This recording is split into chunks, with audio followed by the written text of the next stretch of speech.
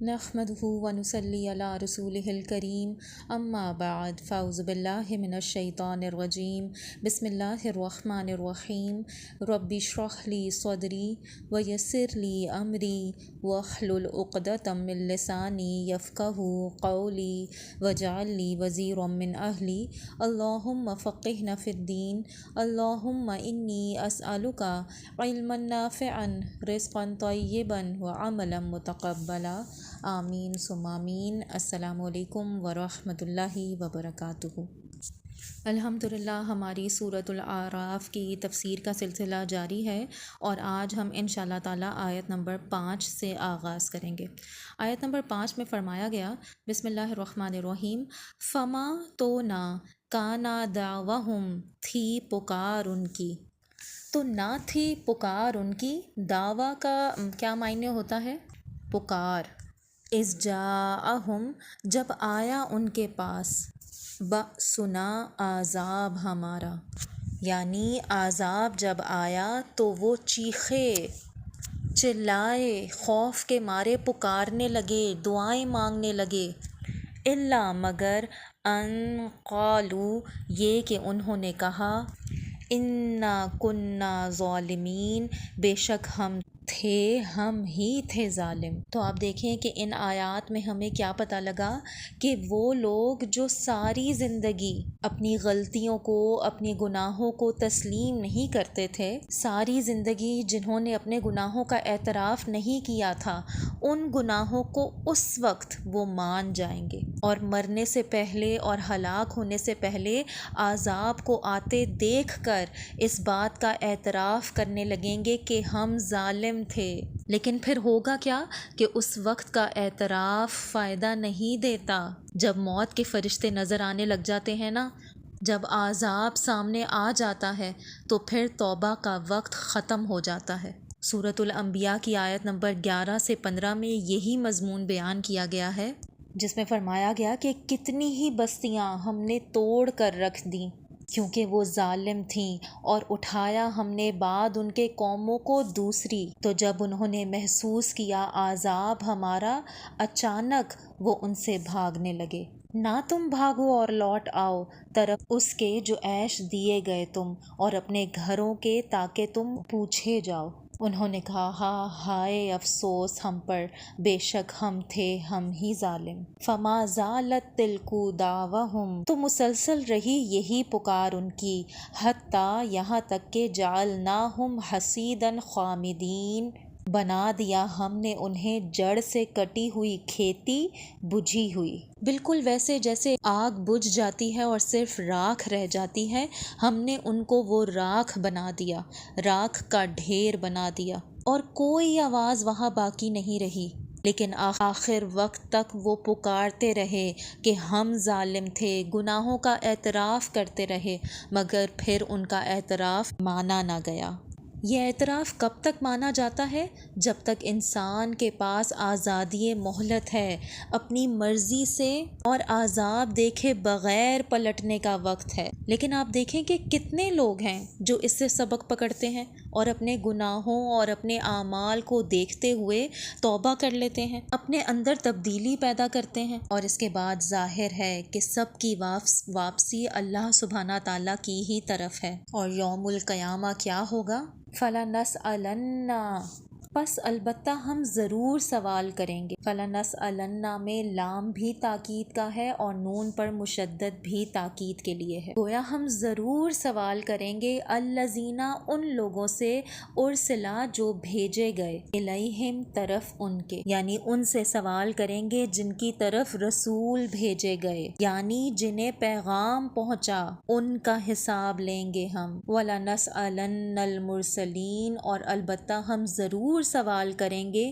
رسولوں سے۔ تو گویا رسولوں سے بھی پوچھا جائے گا، سب کا حساب لیا جائے گا۔ قیامت کے دن عوام سے کیا پوچھیں گے کہ انہوں نے کیا جواب دیا تھا جب رسول ان کے پاس آئے تھے، اور رسولوں سے پوچھیں گے کہ تم نے جب پیغام ان لوگوں کو پہنچایا تھا تو ان کا کیا رسپانس تمہیں ملا تھا۔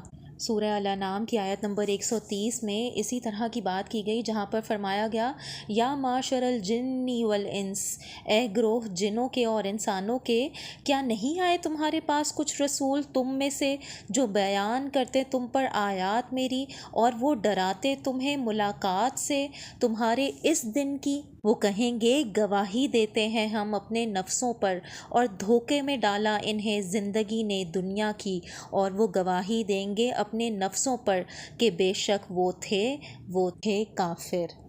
گویا اس دن سب کو یاد دہانی کرائی جائے گی۔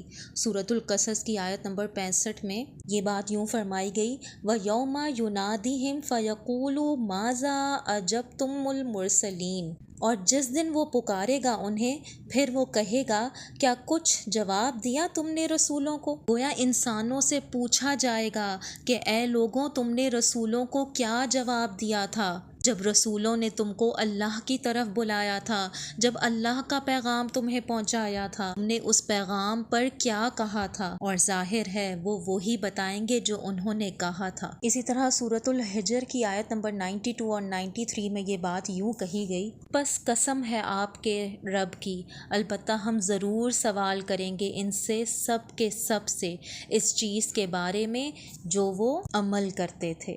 تو گویا ان ساری آیات سے کیا بات پتہ چل رہی ہے کہ قیامت کے دن ہر انسان سے سوال ہوگا، خواہ وہ پیغمبر ہو یا وہ جس کی طرف پیغمبر بھیجے گئے تھے۔ اور پھر پیغمبر کی امت جو بعد میں آئی ہے، جیسے ہم لوگ ہیں، تو ہم سے بھی پوچھ ہوگی۔ جیسے کہ ایک حدیث اس کی زبردست وضاحت کرتی ہے، فرمایا گیا کہ تم میں سے ہر شخص نگران ہے اور ہر شخص سے اس کی رعیت کے بارے میں سوال کیا جائے گا۔ گویا کیا پتہ چل رہا ہے کہ امام ذمہ دار ہے، اس سے اس کی رعایا کے بارے میں پوچھا جائے گا۔ اسی طرح گھر میں شوہر ذمہ دار ہے، اس سے گھر والوں کے بارے میں پوچھا جائے گا۔ ماں ذمہ دار ہے، اس سے بچوں کے بارے میں سوال پوچھا جائے گا۔ حتیٰ کہ گھر کا خادم بھی ذمہ دار ہے کہ اس نے مالک کے مال اور اپنی ذمہ داریوں کے ساتھ کیا کیا تھا۔ یعنی کوئی شخص کوئی بھی کام کر رہا ہے، کسی بھی جاب پر ہے، اس سے اس کے بارے میں پوچھ ہوگی کہ اس نے اپنی ذمہ داریاں کس طرح نبھائیں۔ اولاد سے پوچھ ہوگی کہ اس نے ماں باپ کے مال کے ساتھ کیا کیا۔ ماں باپ سے پوچھ ہوگی کہ انہوں نے اولاد کی تربیت کیسے کی۔ سب سے پوچھا جائے گا۔ اس آیت کو غور سے سن اور سمجھ لیجئے کہ پیغام پہنچانے والوں اور جن تک پیغام پہنچا ہے، سب کے سب کا حساب لیا جائے گا۔ اور پھر کیا ہوگا؟ اگلی آیت میں فرمایا گیا فَلَنَقُصَّنَّ، بس البتہ ہم ضرور بیان کریں گے علیہم ان پر بعلم، ساتھ علم کے۔ یہاں لفظ استعمال ہوا قصّنہ، قاف صاد سے قصہ یا قصہ بیان کرنے کو کہتے ہیں۔ کون بیان کرے گا؟ اللہ سبحانہ تعالیٰ۔ علیہم ان پر، یعنی لوگوں پر کیا بیان کرے گا؟ ان کی گزشتہ زندگی کے واقعات، ان کے حالات، علم کے ساتھ، یعنی سب کچھ بتا دیا جائے گا کہ تم کر کے کیا آئے ہو۔ پہلے تو ان سے پوچھا جائے گا، پھر اگر وہ چپ رہیں گے تو ان کو ان کے سارے کرتوت دکھا دیے جائیں گے۔ وَمَا كُنَّا غَائِبِينَ، اور نہیں تھے ہم غائب، یعنی اللہ سبحانہ تعالیٰ اپنے کامل علم کے ساتھ انسانوں کے سارے حالات کو دیکھتے ہوئے، جانتے ہوئے، دلوں کے وسوسوں تک کو جانتے ہوئے سب کچھ حق کے ساتھ بیان کر دیں گے کہ یہ کر کے آئے ہو تم، اور پھر کس کی مجال کہ وہ جھٹلا دے۔ اللہ سبحانہ تعالیٰ تو وہ ذات ہے جو نگاہوں کی خیانت اور جو دلوں میں چھپا ہوا ہے نا، وہ سب کچھ بھی جانتا ہے۔ وہ اس علم کے ساتھ عالم الغیب والشہادہ، غیب اور حاضر کا جاننے والا جو ہے، وہ سب کچھ بیان کر دے گا۔ وَمَا كُنَّا غَائِبِينَ، اور کچھ بھی ہم سے چھپا ہوا نہیں ہے۔ سورہ الانعام میں ہم نے بڑی تفصیل کے ساتھ پڑھا تھا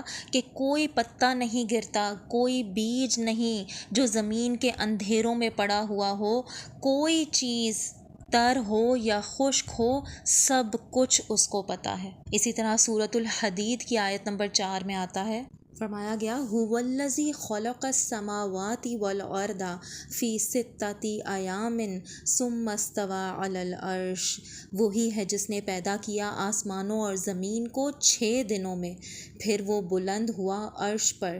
یعلم ما یلج فی الارض